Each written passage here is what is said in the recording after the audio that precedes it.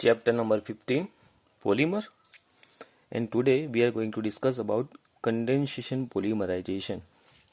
So today's topic is we are going to discuss about polymers belongs to group of condensation polymerization. So today's topic is condensation polymerization, and as we have already discussed about this, condensation polymerization is also known as step growth polymerization. The other name of condensation polymerization is step growth polymerization. Okay. So what is condensation polymerization and what is step growth polymerization? Okay. So this type of polymerization generally involves repetitive condensation reaction between two bifunctional monomers. It means here monomers which are involved in the process of polymerization, they are having bifunctional group. Bifunctional group. So the main difference between addition polymers and condensation polymers, addition polymers are having monomers which are having only monofunctional group, whereas condensation polymers are having monomers which are having bifunctional monomers. Okay, what is bifunctional? It means monomers over here, they are having two types of functional group. Either OH, so there should be two OH group. Either COOH, so they should be having two COOH group. It means monomers are having two types of functional group or two functional group. So this type of polymerization generally involves repetitive condensation reaction between two bifunctional monomers, and this polycondensation reaction may result in some loss of simple molecules. So second characteristic is here loss of simple molecule is there. Loss of simple molecules. That simple molecules can be water, it can be alcohol, or etc. So second characteristic of condensation polymerization. In addition polymerization, there is no loss of any molecules, whereas in condensation polymerization, loss of simple molecules will be observed, and these simple molecules can be water, it can be alcohol, or etc., and lead to the formation of high molecular mass condensation polymers. So why this polymerization is known as condensation polymerization? That is because here in this process we observe loss of simple molecules like water and alcohol, and because of that it is named as condensation. Means two monomers get condensed and form polymers. Condense means they lost something. Something can be alcohol or water. Okay. And why they are named as step growth polymerization? What is the reason? So in these reactions, the product of each step is again bifunctional. So the product of each step means if two monomers get combined and form product, the product itself, the product of each step, it is having bifunctional species. मतलब product is also having bifunctional group, bifunctional species. Okay, so product is having bifunctional species. It means the sequence of condensation reaction goes on. The sequence of condensation reaction goes on. Sequence will be going on continuously. So sequence of condensation goes on. It will continue. Okay, and since each step produces a distinct functionalized species and it is independent of each other, this process is also called as step growth polymerization. It means each step produces different species and that different species will combine with each other and produce a sequence of events. It means after every step the product will get added. It means after every step the chain will become longer, and that is why it is known as step growth. Step growth, the name itself suggests, after every step there is growth in the chain. So after every step the product form is again bifunctional, and that bifunctional product itself combines with each other, and there is sequence of condensation reaction, and that will form the longer chain of polymers. So it means that after every step of polymerization there is growth, there is increase in length of the polymers, and that is why it is known as step growth polymerization. Okay, so here we have understood why it is known as condensation polymers, just because there is loss of simple molecules, and we have understood why it is also known as step growth polymers, because after every step there is growth in polymerization. Okay, now we will discuss type of condensation polymers. According to functional groups, they are grouped into polyamides, polyester, phenol formaldehyde, and melamine. So first of all, we are going to discuss about polyamides. So first type of condensation polymers belong to the group of polyamides. Polyamides. Okay. So as per name, we can get that they are having amide linkage. Amide linkage means CONH linkage. They will be having amide linkage in polymer. Okay. So these polymers possessing amide linkage. So these polymers possess amide linkage, and that is why they are known as polyamide. Okay. So basically these polyamides are nothing but they are synthetic fibers. They are synthetic fibers and particularly known as nylons. These synthetic fibers are known as nylons. So in exam it can be asked that what are synthetic fibers? So synthetic fibers are nothing but nylons. So polyamides group means we are going to discuss about nylons. Okay, so first nylon is nylon 6,6. So we'll discuss about preparation of nylons. Preparation of nylons. So basically we are going to discuss about two types of nylon. One is nylon 6,6 and another is nylon 6. So first is nylon 6,6. Okay, now let's see how nylon 6,6 is formed. So nylon 6,6 it is prepared by the condensation polymerization of hexamethylene diamine and adipic acid. So there are two monomers, hexamethylene diamine, hexamethylene CH2 is present in 6 times, diamine 2 amino group is there. So this is hexamethylene diamine, hexamethylene diamine, hexa 6, methylene CH2, diamine NH2.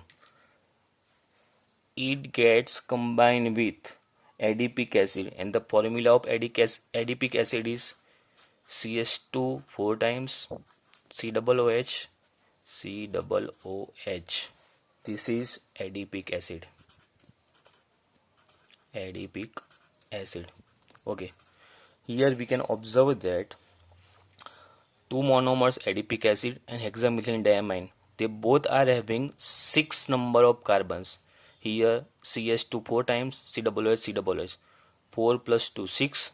Here CH2 is 6 times. It means both monomers are having total number of 6 carbons, and that is why it is known as nylon 6,6. So adipic acid and hexamethyldiamine combine, temperature range is 553 Kelvin, high pressure. So this reaction goes on under high pressure, and it will release H2O molecules. So H from NH2 side and OH from COOH side, it will form H2O. So H2O will be released and it will form nylon 6,6. So nylon 6,6 COO CH2 4 times, COO CH2 4 times, COO NH CH2 6 times, and NH. This is nylon 6,6. Nylon 6,6. So here hydrogen from amino group, hydroxide from COOH group gets combined, H plus OH, it will form H2O. So H2O will be released and both monomer gets combined and it will form nylon 6,6. Okay, here N indicates number of monomers. They can be 500, they can be 1000, they can be anything. Here N minus NH2 means minus NH2 means number of H2 molecule getting released. So by combination of adipic acid and hexamethyldiamine, nylon 6,6 is formed. Now second group is nylon 6. So let's see how nylon 6 is formed. So second is nylon 6. Okay. Nylon 6 is obtained by heating caprolactam. Now what is caprolactam? So caprolactam is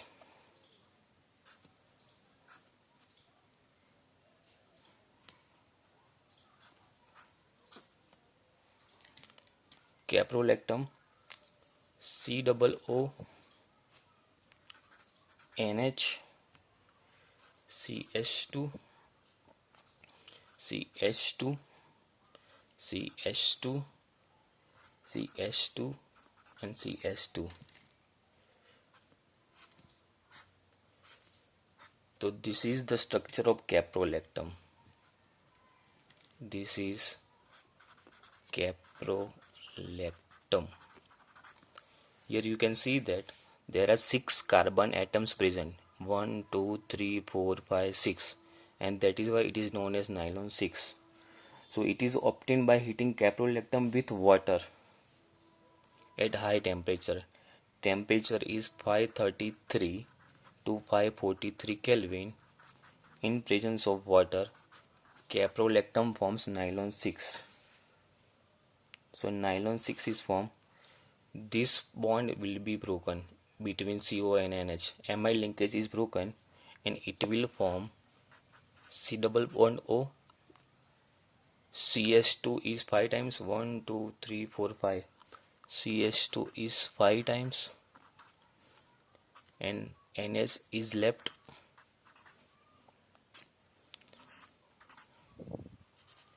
So this is nylon 6. Okay. So nylon 6 is obtained by heating caprolactam with water at high temperature. Okay. Nylon 6 is used for the manufacture of. So uses of nylon 6 are: it is used in the manufacture of tire cords. It is also useful for fabrics, for the manufacture of fabrics and ropes. So these are synthetic fibers. Nylon 6 are useful for the formation of tire cords, fabrics and ropes. Okay. Now we are going to discuss about second category, and second category is polyester. First we have discussed about polyamides. Now we will discuss about polyesters. So obviously they will be having ester group.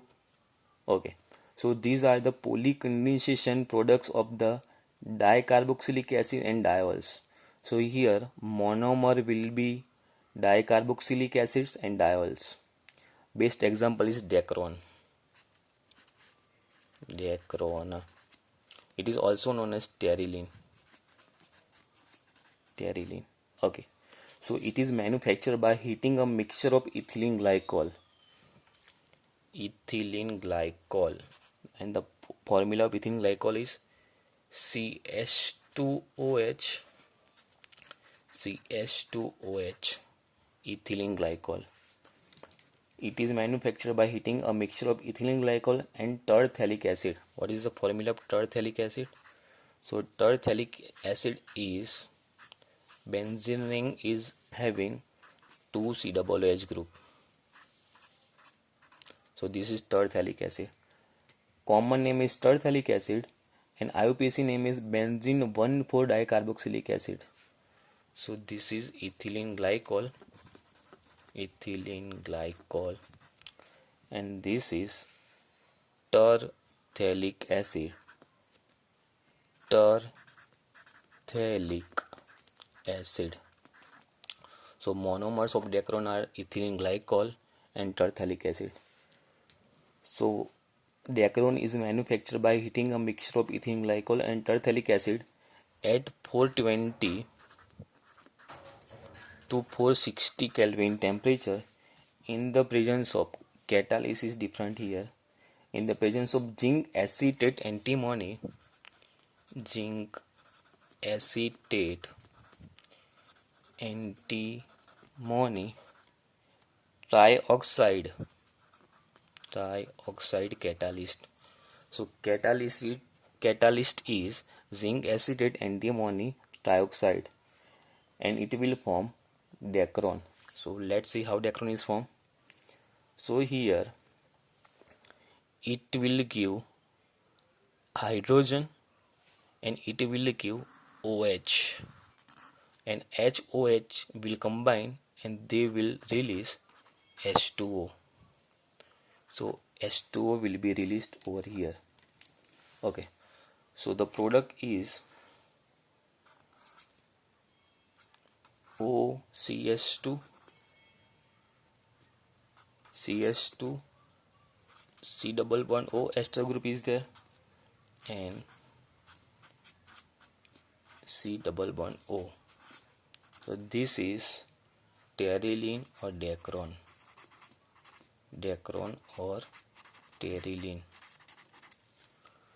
So terphthalic acid will provide hydrogen group, ethylene glycol will provide OH group, hydrogen and OH will form H2O, H2O will be released, and that is why it is also known as condensation polymers.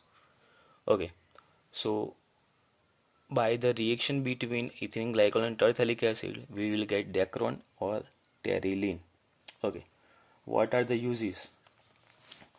So they are used in wool fibers, glass reinforcing materials, and ultimately they are mostly used as a material for crease resistant. These are crease resistant fibers. And used in blending with cotton. So they are blend with cotton to manufacture many fabrics which are useful in daily life, and also used as glass reinforcing materials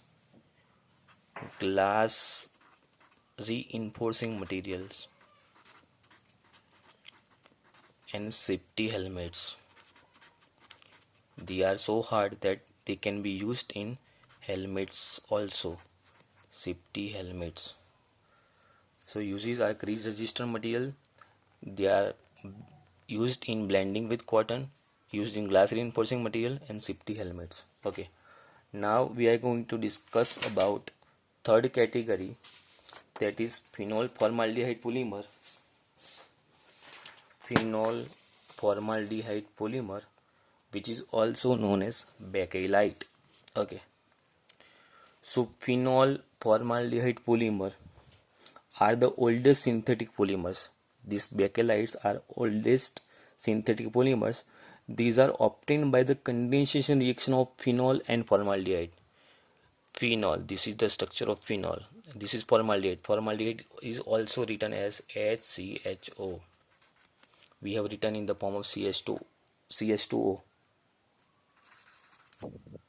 Okay, so condensation reaction between phenol and formaldehyde. Okay, in the presence of either acid or base. The reaction starts with the initial formation of ortho or para hydroxymethylphenol. So reaction between phenol and formaldehyde in the presence of acid or base will form either orthohydroxymethylphenol. So this is orthohydroxymethylphenol or para-hydroxymethylphenol. So first product we will get is ortho or para-hydroxymethylphenol. Okay. Now these rings will join with each other. So the orthohydroxymethylphenol and para-hydroxymethylphenol will join with each other by the linkage of CH2 group. CH2 group is the linkage between phenols and they will form Novoloc. Novoloc is basically linear linkage between orthohydroxy para orthohydroxymethylphenol, and it is also useful in paints. Novoloc is used in paints. Okay, now Novoloc, this is the structure of Novoloc. Now Novoloc on heating with formaldehyde undergoes cross linking. So there is cross linking is there. Cross linking to form infusible solid mass. It is known as bakelite. Okay, let's see. Phenol plus formaldehyde in the presence of acid or base form orthohydroxymethylphenol or para-hydroxymethylphenol structure. Okay, they will join with each other through CS2 groups and form Novoloc. So Novoloc is linear structure of orthohydroxymethylphenol. Now this Novoloc, which is also used in paints, gets combined in the presence of formaldehyde. So Novoloc plus formaldehyde will form cross linkage. So there is cross linkage. Okay, now this cross linkage will form infusible mass which is known as bakelite. So this is the structure of bakelite. Now what are the uses of bakelite? Let's see uses of bakelite. It is used for making combs. So it is used for making combs. It is also used for phonograph records. Phonograph records. It is mainly used for electrical switches. The main use of bakelite is manufacturing of electrical switches and handles of various utensils. Handles of utensils. So these are the uses of bakelite. Now we are going to discuss about last condensation polymer, that is melamine. Okay, so fourth and last condensation polymer is melamine. Melamine formaldehyde polymer. Okay, melamine formaldehyde polymer is formed by the condensation polymerization of melamine. Now what is the structure of melamine? The structure of melamine is, you need to write basic cyclohexane structure. 3N is in alternating position and an alternate double bond is there. Okay, now the remaining position is NH2 NH2 and NH2. So this is melamine.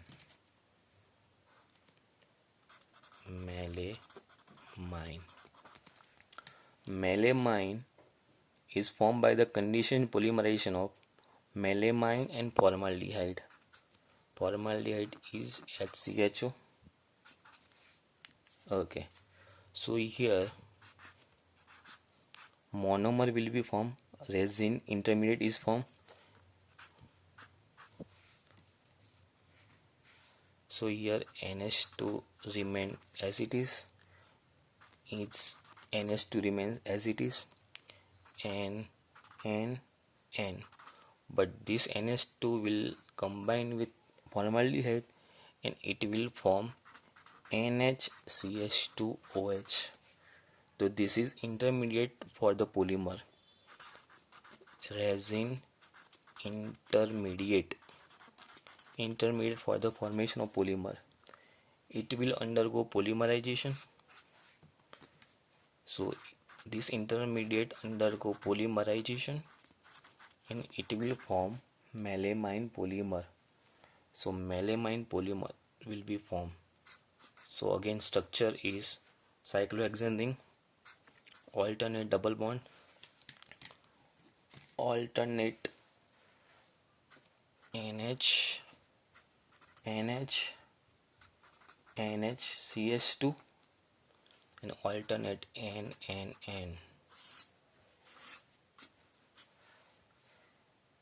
So this is melamine polymer. Okay, what is the use of melamine? It is used in the manufacture of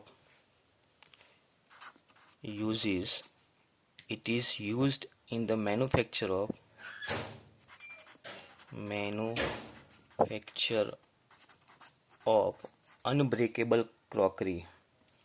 So main use of melamine is crockery, unbreakable crockery. Okay, so melamine is formed by the reaction between melamine and formaldehyde. It will form resin intermediate. Resin intermediate will undergo polymerization and it will form melamine polymer. Main use of melamine is it is used in the manufacture of unbreakable crockery. So 4 types of uncondensation polymers we have seen till now. First is polyamide. Polyamide is also known as nylons. So we have seen 2 types of nylon 6,6 and nylon 6. Then we have seen about polyester, that is Dacron, Terylene. Then third one is phenol formaldehyde polymer, which is also known as bakelite. Last polymer is melamine formaldehyde polymer. So these are 4 polymers of condensation polymerization reaction group. That's it for today.